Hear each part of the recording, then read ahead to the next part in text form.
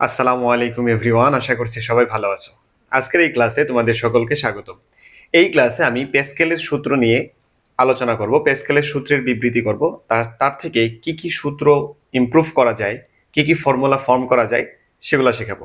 তো চলো শুরু করি। প্রথমে আমি যদি বলি যে বিজ্ঞানী প্যাসকেল তিনি আহ, একটা আবদ্ধ পাত্রের মধ্যে তরল নিয়ে সামগ্রিকভাবে একটা প্রেসার ক্রিয়েট করেন। মানে আমি যদি বলি যে একটা কন্টেইনারের ভিতরে তিনি লিকুইড নিছে, লিকুইড নিয়ে একটা প্রেসার দিয়ে বিভিন্ন হোল তৈরি করছে, অর্থাৎ ছিদ্র ছিল। এই কন্টেইনারের ভিতরে বিভিন্ন ধরনের ছিদ্র ছিল। তিনি দেখলেন যে প্রেসার দেওয়ার কারণে এই যে পানি, এই পানির ভিতরে তরলের মধ্যে এই প্রেসারটা সমানভাবে ডিস্ট্রিবিউট হয়ে সমান প্রেসারে কি পানি বের হয়ে যাচ্ছে। তিনি এই থিওরির উপরে বেসিস করে এই যে সূত্রটা প্রদান করেন, যা আজ প্যাসকেলের সূত্র নামে পরিচিত। তো এই প্যাসকেলের সূত্রটা যদি আমি একটু বিবৃতি করি, যে একটা আবদ্ধ পাত্রে তরল বা বায়বীয় পদার্থের বাইরে থেকে চাপ দেওয়া হলে সেই চাপ সমানভাবে সঞ্চালিত হয়ে পাত্রের সংলগ্ন গায়ে লম্বভাবে ক্রিয়া করে। অর্থাৎ আমি যদি একটা বদ্ধ পাত্র চিন্তা করি, একটা বদ্ধ পাত্র, এটা একটা পিস্টন, এটা একটা পিস্টন। তো এর মধ্যে লিকুইড আছে। এর মধ্যে যদি আমি এফ বল প্রয়োগ করি, তাহলে আমার প্রেসারটা দাঁড়ায় কি এফ বাই এ, যদি এটার এরিয়াটা এ হয়, পৃষ্ঠের ক্ষেত্রফল। এই যে পি প্রেসার ক্রিয়েট করলাম, প্রেসার পি প্রেসারে চাপ দিলাম, যদি চাপের মান পি হয়, তাহলে এই প্রেসারটা এই লিকুইডের সব দিকে ছড়ায় পড়ে এই যে পাত্রের গায়ে লম্বভাবে ক্রিয়া করবে, এই পাত্রের গায়ে লম্বভাবে ক্রিয়া করবে। এটাই বোঝানো হচ্ছে। তো আমি এই প্যাসকেলের বিবৃতির উপর ভিত্তি করে একটা ফর্মুলা দাঁড় করানোর জন্য আমি দুইটা কন্টেইনার নিলাম, দুইটা সিলিন্ডারকৃতির কন্টেইনার। একটা হচ্ছে একটু কম ব্যাসার্ধের, আর একটা হচ্ছে একটু বড় ব্যাসার্ধের সিলিন্ডার। এই সিলিন্ডার দুইটাকে একটা সরু নল দিয়ে যুক্ত করলাম। তাহলে এটা একটা সিলিন্ডার, এটা একটা সিলিন্ডার। এই সিলিন্ডারের মধ্যেও তরল ভর্তি, এই সিলিন্ডারের মধ্যেও তরল ভর্তি। এই দুইটা সিলিন্ডার একটা সরু নল দ্বারা কানেক্টেড। এখন আমি এই সিলিন্ডারের যে উপরে পিস্টনটা আছে, এই পিস্টনের ক্ষেত্রফল ধরলাম, পৃষ্ঠের ক্ষেত্রফল ধরলাম A1, এবং এই পৃষ্ঠের ক্ষেত্রফল ধরলাম A2। এখন আমি যদি এই পিস্টনের উপর F1 বল প্রয়োগ করি, তাহলে আমি এখান থেকে F2 পরিমাণ বল গেইন করি বা পাই। এখন এই যে আমি এখানে যে বলই প্রয়োগ করি না কেন, এখানে তার থেকে বেশি বল মানে আউটপুট হিসেবে পাই। এজন্য এই সূত্রকে বলা হচ্ছে বল বৃদ্ধিকরণ সূত্র বা বল বৃদ্ধিকরণ নীতি। এটা কিভাবে হয় এটা আমরা দেখব। এখন আমি যদি বলি যে ছোট পিস্টন, এটাকে ছোট পিস্টন ধরলাম, এটা একটা বড় পিস্টন, এটা ছোট পিস্টন, এটা বড় পিস্টন যদি বলি, তাহলে ছোট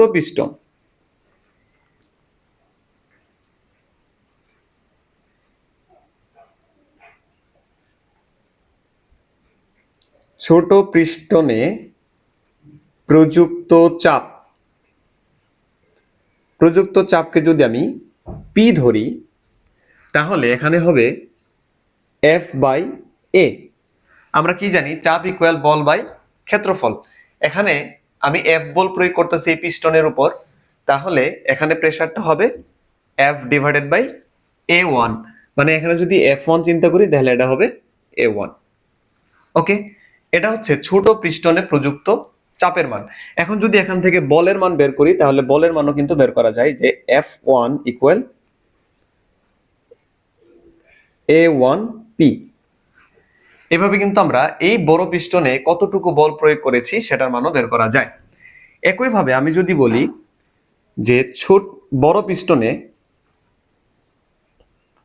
পিস্টনে প্রযুক্ত চাপ, এটাকে পি ধরলাম। আচ্ছা, আমি কি বলছি, লিকুইডের আবদ্ধ একটা তরল পাত্রে, আবদ্ধ পাত্রে তরলের বাইরে থেকে চাপ দেওয়া হলে, কি বলছে, আবদ্ধ পাত্রে তরল বা বায়বীয় পদার্থে বাইরে থেকে চাপ দেওয়া হলে সেই চাপ সমানভাবে সঞ্চালিত হয়ে পাত্রের গায়ে সংলগ্ন লম্বভাবে ক্রিয়া করে।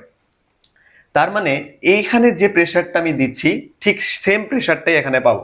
যেমন এখানে আমি যদি F P1 প্রেসারটা দেই, তাহলে এই প্রেসারটা এই পাত্রের গায়ে এইভাবে লম্বভাবে ক্রিয়া করবে, তাহলে এই প্রেসারটা এইদিকেও আসবে, আইসা এই যে পিস্টনের মধ্যে কি চাপ সৃষ্টি করবে। এইখানে যে প্রেসারটা দিলাম ঠিক সেম প্রেসারে এখানে এই পিস্টনকে ধাক্কা দিচ্ছে। এখন আমি যদি চিন্তা করি তাহলে এই ছোট পিস্টনের যে প্রেসার বড় পিস্টনের প্রেসারটাও সমান, তাহলে এটা হবে F2 ডিভাইডেড বাই A2। এখান থেকে আমরা চাইলে F2 এর মানটা একটু আলাদাভাবে নিতে পারি, A2P। ওকে, এখন আমি যদি বলি যে শর্ত মতে এই যে প্যাসকেলের সূত্র অনুসারে আমরা কি লিখতে পারি, শর্ত মতে F1 divided by A1 equal F2 divided by A2। এটাই কি লেখা যায় না? কারণ ছোট পিস্টনে যে পরিমাণ প্রেসার দেওয়া হচ্ছে বড় পিস্টনেও ঠিক সেম পরিমাণে প্রেসার হচ্ছে, কারণ এটা একটা আবদ্ধ পাত্র, এর মধ্যে তরলের মধ্যে কি প্রেসারের কম বেশি যদি হইতো, যদি আমি চিন্তা করি যে আসলে প্রেসারে যদি কম বেশি হইতো, তাহলে ধরি যে এখানে এফ বল প্রয়োগ করার কারণে এটা হচ্ছে প্রেসার হচ্ছে পি, তো এই প্রেসারটা এই দিকে সবগুলা কাজ করছে আর এদিকে কোনো কাজই করে না, তাহলে এই দিকের যে লিকুইড আছে এদিকে প্রেসার দেওয়ার কারণে পাত্রে এরকম হয়ে যাবে না, পাত্রের আকারই চেঞ্জ হয়ে যাবে। এইদিকে যদি বেশি পরিমাণে প্রেসার কাজ করে, সকল প্রেসার যদি এদিকে কাজ করে, এরকম না। আবদ্ধ পাত্রে তরল বা বায়বীয় পদার্থে যদি বাইরে থেকে প্রেসার দেওয়া হয়, সেই প্রেসার বিন্দু মাত্র না কমে সমানভাবে সঞ্চালিত হয়ে পাত্রের গায়ে লম্বভাবে ক্রিয়া করবে।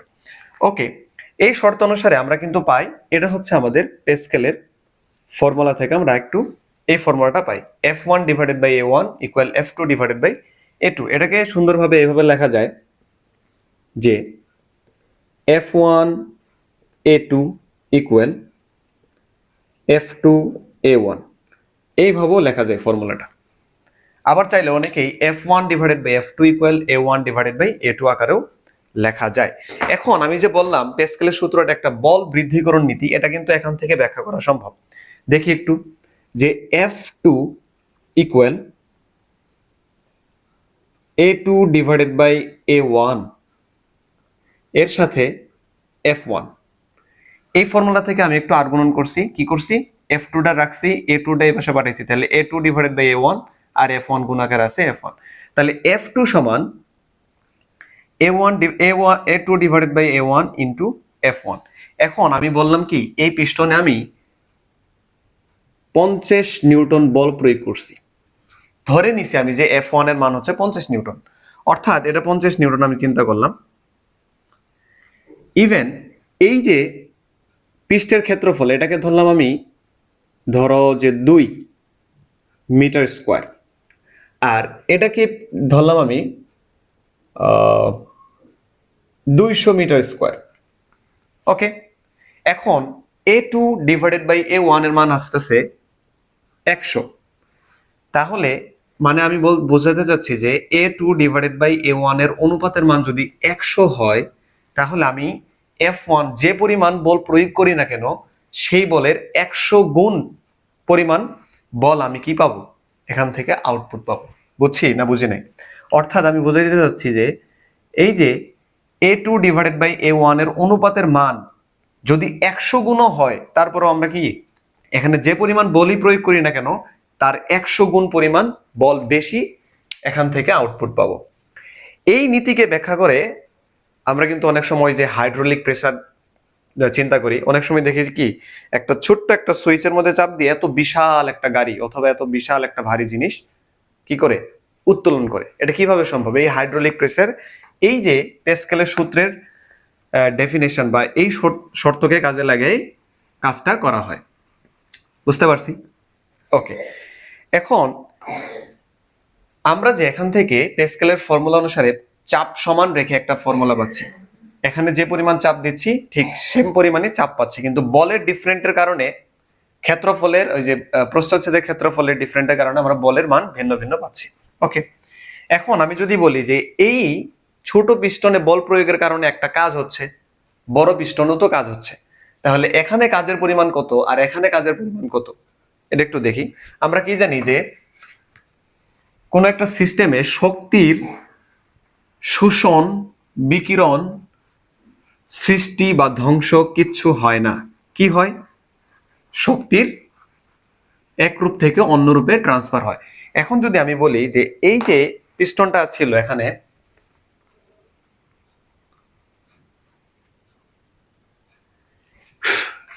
এই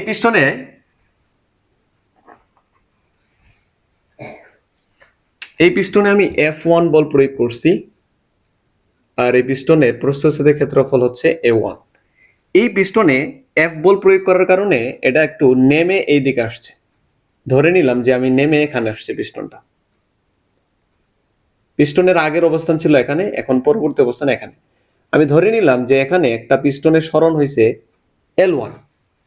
পিস্টনের আগের অবস্থান থেকে পরের অবস্থানে চলে আসছে বল প্রয়োগের কারণে, নিচে নেমে আসছে। তাহলে এখানে যদি নিচে নামে, এখানে অবশ্যই কি উপরে উঠবে। তাহলে এই পিস্টনটা যদি একটু উপরে উঠে, তাহলে ধরলাম যে এর পরবর্তী অবস্থা হচ্ছে এখানে।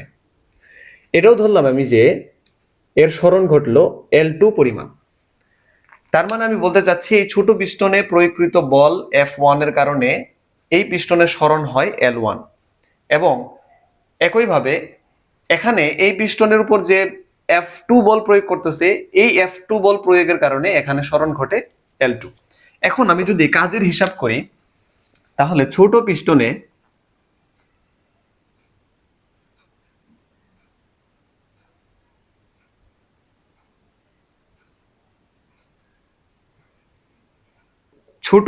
কৃত কাজ আমি ধরে নিলাম W1 ইকুয়াল কি? কাজ কি? বল ইন্টু সরণ। তাহলে এখানে বল কত? F1, আর সরণ কত? L1। এটা কিন্তু আমরা লিখতে পারি F1 L1।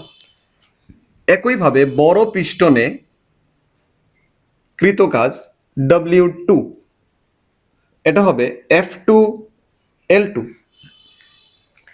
আমরা কি জানি? কাজ এক প্রকার শক্তি। তো কাজ যদি শক্তি হয়, তাহলে এখানে দেখি শক্তির কি কোনো কি হয়? সৃষ্টি বা ধ্বংস হয়? হয় না।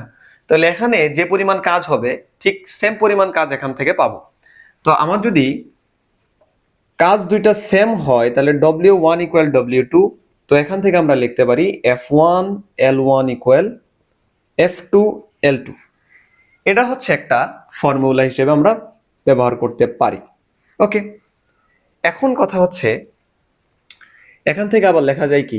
F1 divided by F2 equal F1 divided by F2 L2 divided by L1। এটা কিন্তু লেখা যায়। এখন আমরা একটু আগে সূত্রটা দেখলাম যে F1 divided by A1 equal F2 divided by A2। তো এখান থেকে যদি আমি চিন্তা করি যে F1 divided by F2 equal A1 divided by A2, এটা লেখা যায় না? এই যে পূর্বের আলোচনা থেকে আমরা কি পাইলাম যে পে স্কেলের চাপের সমান রেখে ছোট পিস্টনের চাপ এবং বড় পিস্টনের চাপ যদি সমান হয়, তাহলে কি হবে? F1 divided by A1 equal F2 divided by A2।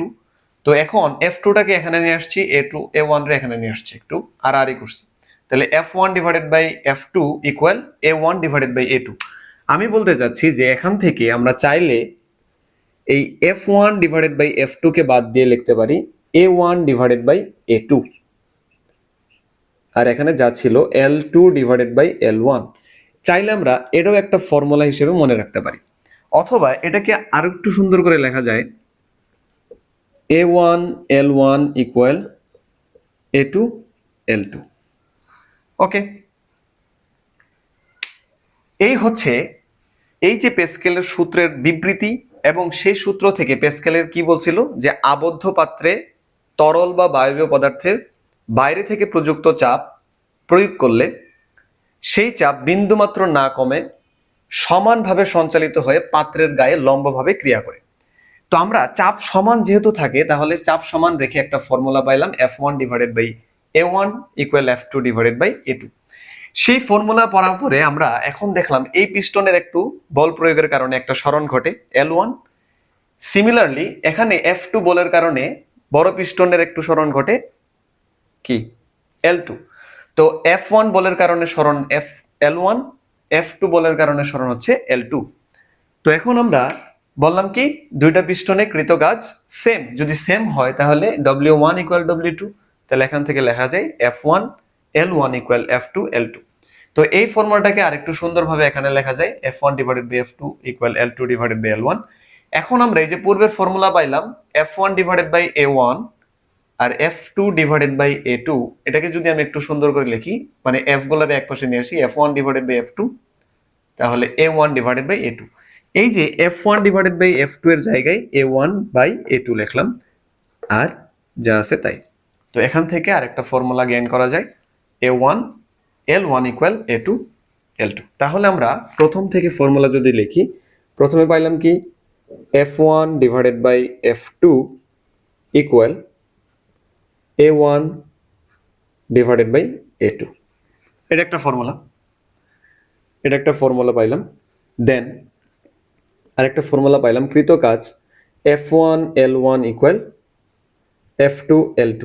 একইভাবে লেখা যায় A1 L1 equal A2 L2। ওকে, এই ফর্মুলাগুলো ব্যবহার করে আমরা পরবর্তী ক্লাসে ম্যাথ প্রবলেম সলভ করব। তো আজকের এই আলোচনায় আমি চেষ্টা করছি প্যাসকেলের সূত্রের বিবৃতি এবং সেই সূত্র থেকে বিভিন্ন ফর্মুলা গেইন করা। তো এই ফর্মুলা ব্যবহার করে আমরা পরবর্তী ক্লাসে ম্যাথ প্রবলেম সলভ করব। ততক্ষণ পর্যন্ত সবাই ভালো থাকি, সুস্থ থাকি। আল্লাহ হাফেজ।